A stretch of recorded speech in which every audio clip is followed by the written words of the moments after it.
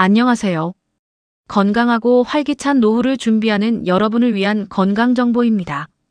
혹시 아침마다 무엇을 먹어야 할지 고민되시나요? 나이가 들수록 아침 식사는 단순히 배를 채우는 식사가 아닙니다. 하루 동안 필요한 단백질과 식이섬유, 비타민과 미네랄을 보충하고 근육과 뼈 건강을 지키는 데에도 중요한 역할을 합니다. 특히 60대 이후에는 젊을 때처럼 아무거나 먹어도 괜찮다고 생각하기보다 적은 양이라도 영양이 골고루 들어있는 아침 식사를 선택하는 것이 중요합니다. 오늘은 60대가 아침에 먹기 좋은 음식 7가지를 소개해드리겠습니다.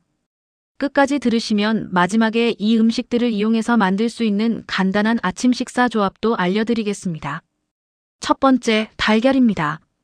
달걀은 아침 식사로 활용하기 좋은 대표적인 단백질 식품입니다. 특히 60대 이후에는 근육량이 서서히 줄어들기 때문에 매일 식사에서 단백질을 충분히 섭취하는 것이 중요합니다. 달걀에는 단백질뿐만 아니라 여러 가지 영양소가 들어 있습니다. 아침에 달걀 한두 개를 삶아서 먹거나 채소와 함께 달걀찜으로 만들어 드셔도 좋습니다. 다만 달걀을 먹을 때 중요한 것은 조리법입니다. 기름을 많이 사용하는 프라이보다는 삶거나 찌는 방법이 부담이 적습니다. 그리고 달걀만 먹는 것보다는 채소나 통곡물과 함께 먹으면 더욱 균형 잡힌 아침 식사가 됩니다. 두 번째, 오트밀이나 현미 같은 통곡물입니다. 아침에 흰쌀밥이나 빵만 먹는 것보다 통곡물을 적절하게 활용해 보세요. 귀리로 만든 오트밀이나 현미, 통밀빵 등은 식이섬유를 보충하는 데 도움이 됩니다. 특히 식이섬유는 장 건강과 배변 관리에 도움이 될 수 있습니다. 오트밀이 너무 밋밋하다면 우유나 무가당 두유에 끓인 다음 견과류와 과일을 조금 넣어 드셔도 좋습니다. 다만 시중에 판매되는 즉석 오트밀 중에는 설탕이나 시럽이 많이 들어간 제품도 있으므로 제품의 영양 성분표를 확인하는 습관이 좋습니다. 세 번째, 무가당 요거트입니다. 요거트는 아침에 간편하게 먹을 수 있다는 장점이 있습니다. 특히 무가당 요거트에 견과류와 과일을 조금 곁들이면 단백질과 칼슘, 식이섬유 등을 함께 보충할 수 있습니다. 여기서 중요한 것은 무가당 제품을 선택하는 것입니다. 달콤한 맛이 나는 요거트에는 당류가 많이 들어있을 수 있기 때문입니다.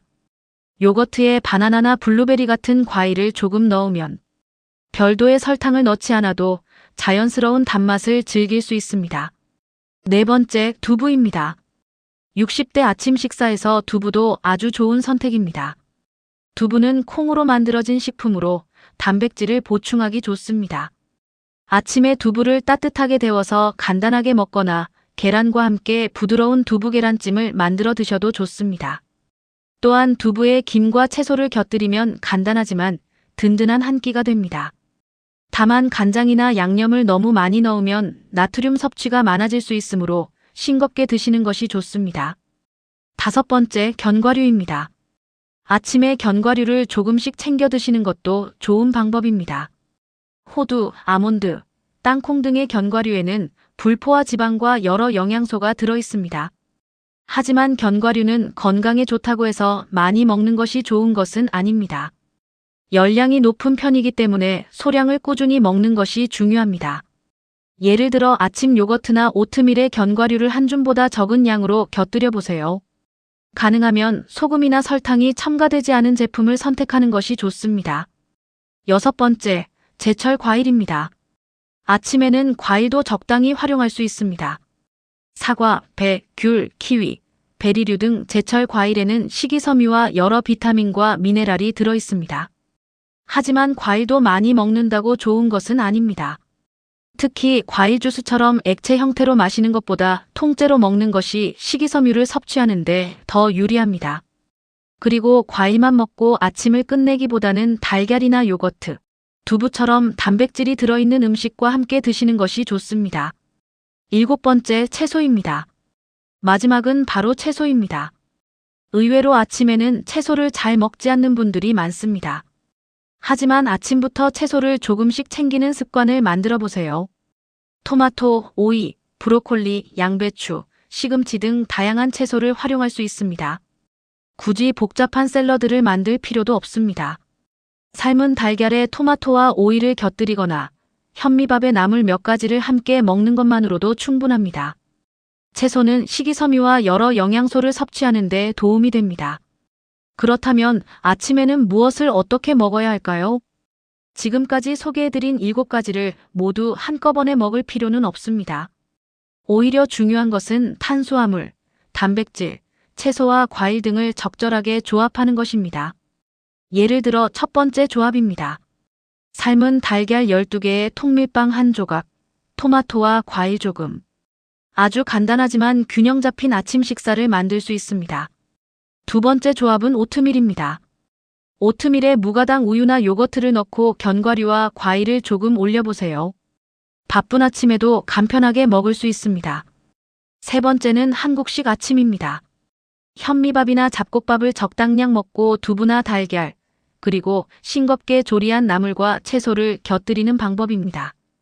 이렇게 먹으면 굳이 특별한 건강식품을 찾지 않아도 됩니다. 그런데 한 가지 꼭 기억하세요. 60대 이후 건강한 아침 식사는 무조건 많이 먹는 것이 아니라 필요한 영양소를 골고루 먹는 것입니다. 아침을 거르는 습관이 있다면 자신의 생활 패턴과 건강 상태를 고려해 조금씩 개선해 보세요. 반대로 아침을 너무 많이 먹는 습관이 있다면 양을 줄이고 단백질과 채소를 적절하게 넣는 것도 좋습니다. 특히 당뇨병, 신장질환 등으로 식사나 단백질 섭취에 제한이 있는 분들은 개인의 건강 상태에 맞는 식사법이 필요합니다. 오늘부터 이렇게 시작해 보세요. 아침마다 거창한 건강식을 만들 필요 없습니다. 달걀 하나, 채소 조금, 통곡물이나 밥 적당량. 여기에 요거트나 과일, 견과류 등을 상황에 맞게 더해보세요. 작은 식습관이 매일 반복되면 건강한 생활 습관이 됩니다. 60대의 건강은 특별한 음식 하나로 결정되는 것이 아닙니다. 매일 무엇을 먹고 얼마나 움직이고 얼마나 잘 자느냐가 함께 중요합니다. 오늘 소개해드린 7가지 음식 가운데 부담 없이 시작할 수 있는 것 하나부터 골라보세요.